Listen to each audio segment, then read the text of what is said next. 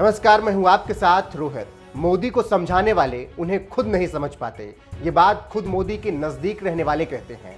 और मीडिया जो कि अपने आप को तीस मार्खा समझता है, वो भी मोदी के दांव से भौचक्का रह जाता है। ये बात मैं मोदी की तारीफ में नहीं कह रहा हूं, बल्कि ये हुआ है और कई बार मोदी ने देश और लोगों को चौंकाया भी है। अब एक बार फिर मोदी को लेकर कुछ बड़े खुलासे हुए हैं, जिसे जानकर लोग फिर माथा पकड़ लेंगे और कह रहे होंगे कि मोदी ने किया है, शानदार ही किया था। जी हां, इस बात का खुलासा मोदी के जेम्स बॉन्ड कहे जाने वाले राष्ट्रीय सुरक्षा सलाहकार अजीत डोभाल ने की है।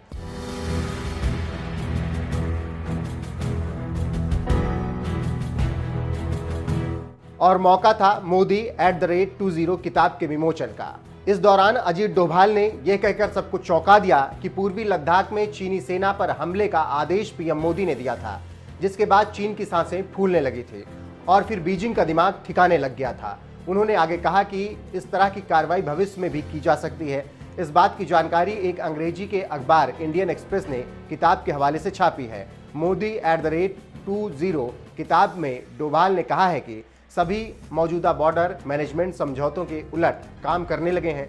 पड़ोसी देश ये समझ रहे हैं कि कोविड महामारी के दौरान भारत कमजोर हुआ है और यही मौका है भारत से बदला लेने का। लेकिन चुनौती देने वाले विरोधी ताकतों को भारत ने मुंहतोड़ जवाब दिया। पीएम मोदी ने सैन्य बल के आनुपातिक इस्तेमाल की जरूरत मंजूरी दी। नेतृत्व और सैनिकों ने एक तरफा कार्रवाई का विरोध करने की इच्छा शक्ति दिखाई। इस संकट के दौरान हमने एक विशेष तरीके से प्रतिक्रिया दी, लेकिन ऐसा नहीं था कि हमारे पास विकल्प नहीं थे। अगर देश के महत्वपूर्ण और प्रमुख हित दांव पर लगे हों तो कुछ भी इस्तेमाल किया जा सकता है, और ऐसा रहा तो कुछ और भी इस्तेमाल आगे किया जा सकता है। ये सब जानकारी दी है अजीत डोभाल ने। वहीं जानकारी देते चलें कि पूर्वी लद्दाख में भारत और चीन के बीच गतिरोध आज भी जारी है। गलवान घाटी, चारडिंग नाला और देपसांग मैदानों में कई मसले अभी भी अनसुलझे हुए हैं। डोभाल के मुताबिक चीनी राष्ट्रपति शी जिनपिंग समेत विश्व नेताओं के साथ व्यक्तिगत समीकरण मोदी ने विकसित किए हैं। पीएम के प्रयासों ने कई संकटों को हल करने में महत्वपूर्ण भूमिका भी निभाई। 2017 के डोकलाम गतिरोध को लेकर अजीत डोभाल ने कहा कि भारत ने गतिरोध के दौरान और संघर्ष के बाद भी बातचीत का रास्ता नहीं छोड़ा। G20 शिखर सम्मेलन से इतर इस मसले पर बात करने के लिए मोदी शी के पास जाने की घटना सुनाई।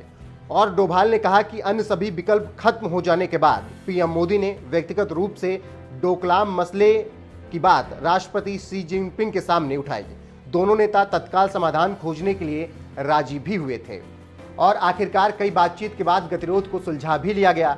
या प्रधानमंत्री की सीधी कार्रवाई के बिना संभव नहीं होता, और पीएम ने ऐसा ही किया, जिसका नतीजा आप देख रहे हैं। ठीक उसी तरह सितंबर 2014 में लद्दाख के चुमार में गतिरोध को लेकर डोभाल ने कहा कि मोदी ने इस मसले को हल करने के लिए शी जिनपिंग की भारत यात्रा के अवसर का इस्तेमाल किया।